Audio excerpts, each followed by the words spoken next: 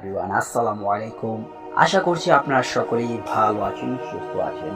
তো আবারও আমি রহস্যময় পৃথিবীর কৌতূহলে রহিম রিয়াদদের সাথে ঘটা জিনের মধ্যে একটি তুলপাড় ঘটনা।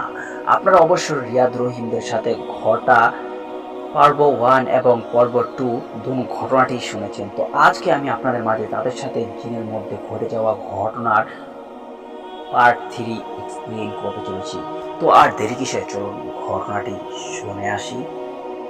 রহিম, হৃদয়, ইপাস আর জুনাইদ ভয়ে জমে গেছে, কিন্তু তাদের মনের গভীরে একটা কৌতূহল জেগে উঠেছে। তারা আরেকটু সামনে এগিয়ে দেখে কি হতে পারে। জুনাইদ তবুও খুবই ভীতু, তার হাত কাঁপছে, কিন্তু সে রহিমের পিছনে লুকিয়ে হাঁটতে থাকে। গাছের পাতার ফাঁক দিয়ে তারা আবারও সেই অদ্ভুত ছায়া দেখতে পায়। এবার তা আর মিলিয়ে যাচ্ছিল না এবং ধীরে ধীরে তাদের দিকে আসছে। বাতাস যেন হঠাৎ স্থির হয়ে গেল। ইপাস চোখ বড় বড় করে ফিস ফিস করে বলল, এটা কি সত্যি জিন? রহিমও দ্বিধার মধ্যে পড়ে গেল। তার ভেতরেও এক অদ্ভুত আতঙ্ক জমতে থাকে, কিন্তু সে নিজেকে শক্ত করে বলল, আমরা এত দূর এসেছি, পিছনে গেলে এখন কোনো লাভ নেই, দেখি আসলে এটা কি। তারা ধীরে ধীরে সামনে এগিয়ে গেল।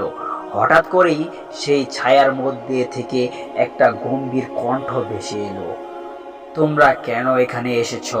কণ্ঠটা যেন তাদের চারপাশ থেকে আসছে, কিন্তু কাউকে দেখা যাচ্ছে না। হৃদয়, যার সাহস একটু কম ছিল, ভয়ে পিছনে সরে গেল। রহিম, একটা ভালো কিছু না, আমাদের এখান থেকে চলে যাওয়া উচিত। রহিমে একটু থমকে গেল, কিন্তু তার কৌতূহল তাকে থামতে পারল না।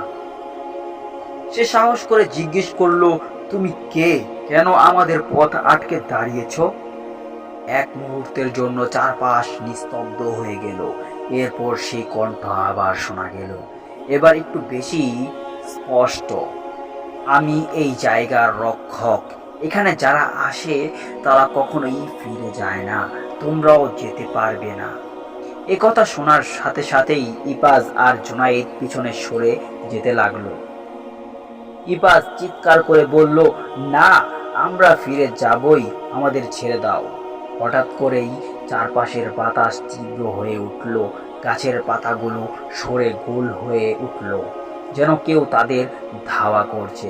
রহিম আর বাকিরা বুঝতে পারলো এবার পালানোর সময় এসেছে। তারা একসাথে দৌড় শুরু করলো। রাস্তায় নেমে আসা সেই অদ্ভুত ছায়া তাদের পেছনে তাড়া করছিল। বাতাসে কণ্ঠগুলো যেন তাদের নাম ধরে ডাকছিল। তারা যত দ্রুত পারলো দৌড়াতে লাগলো। এক সময় তারা গ্রামের প্রথম বাড়িগুলো দেখতে পেল এবং সেই ছায়া ধীরে ধীরে মিলিয়ে গেল। তারা সবাই ক্লান্ত হয়ে হাঁপাতে হাঁপাতে বাড়ি ফিরে এলো, কিন্তু রহিমের মাথায় একটা প্রশ্ন ঘুরছিল, ওই ছায়াটা আসলে কি ছিল? সত্যি কি কোনো জিন ছিল, নাকি কিছু আরেকটা? পরবর্তী পর্বে তারা কি আবারও সেই রহস্যময় রাস্তায় ফিরবে, নাকি তারা চিরতরে ভয়ে কাবু হয়ে থাকবে? তো সেটা জানতে হলে অবশ্যই চ্যানেলটিকে সাবস্ক্রাইব করে রাখুন পরবর্তী ভিডিওর জন্য। তো অবশ্যই এই ভিডিওতে একটি লাইক করে দিন, কেন নয়, আপনার একটি লাইক ও কমেন্ট আমাদেরকে পরবর্তী ভিডিও বানাতে প্রভাবিত ও আনন্দিত করে। তো পরবর্তী ঘটনার জন্য অবশ্যই ওয়েটিং করুন। তো ততক্ষণ ভালো থাকুন, সুস্থ থাকুন, নিজের খেয়াল রাখুন। আল্লাহ হাফেজ।